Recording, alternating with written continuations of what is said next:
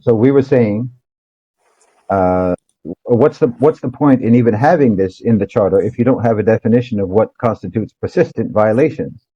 I mean, the whole point is to be able to enforce the prevention of persistent violations. But the United States has persistently violated again and again and again. So if that doesn't define persistent violations, I don't know what does. And apparently they don't know what does. But if you leave it undefined, then if the U.S. The persistent violations of the U.S. don't constitute persistent violations, then what's to stop everybody else from violating it persistently? Which means, what's the point of even having the charter in the first place? So you have to define it at some point, and I think that the logical thing to do is to actually pick the nation, the country, the member of the UN that has violated the most persistently. If you don't have a definition, then the bar to membership of the United Nations is just existing. That's the only bar that's the only criteria that has to be met in order to join the United Nations, is just to exist as a country. Not that you have to actually follow and that you're obliged to follow any of the rules, because you can actually persistently violate them all the time. You can persistently violate the charter all the time, and there's no consequences.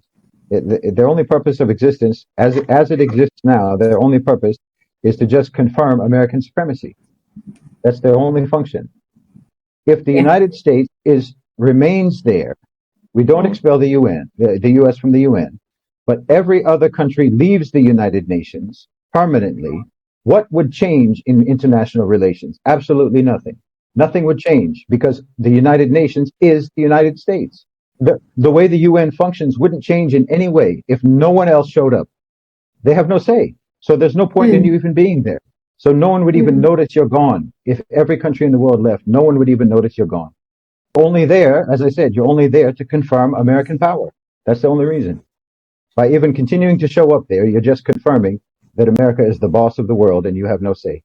So we need to decide, is there international law or is there just American policy? The worst case scenario is that this movement results in reform of the United Nations. If you pursue this, you can't lose, because maybe you won't get the U.S. expelled, but you can maybe get some reform at the United Nations, because it's not bad. So you say the worst case scenario is still a win. Because the best case scenario is expulsion.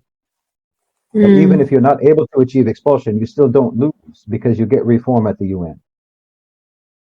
If all of the members of the UN withdrew from the UN would still function exactly like it does right now. If every member of the United Nations withdrew from the United Nations, the UN would continue to function exactly as it functions when they're present. It would still function the exact same way if they never left the UN, because the UN functions exclusively according to American policy. I mean, like I said, it's a stark reality that's undeniable, that if every single member country withdrew from the UN, nothing would change about how the UN functions. Because the only thing that drives what the UN does is the United States. The only thing that decides what the United Nations does. The only one who decides is in Washington, not in any other national capital around the world. Nobody has anything to do with it. It's just like I said before in one or a couple of the videos, maybe the UN is just a place where countries around the world come to get their orders and to be reminded of their subservient status. It's like they just go there to perform ritual self-humiliation. The General Assembly, anyway, looks like a church, and it's like you all go there to sacrifice yourselves on the altar of the United States, because nothing would change if you weren't there. Isn't that embarrassing, world? Rest of the world, isn't that embarrassing? It's really, my way or the highway. We'll talk about it. You can take a vote about it, and it's still my way. It doesn't matter. You can be happy that you got a vote. Enjoy. But at the end of the day, it's just a futile exercise. It's even more humiliating, because you're making sure that I know what you think, and I'm confirming that I don't care.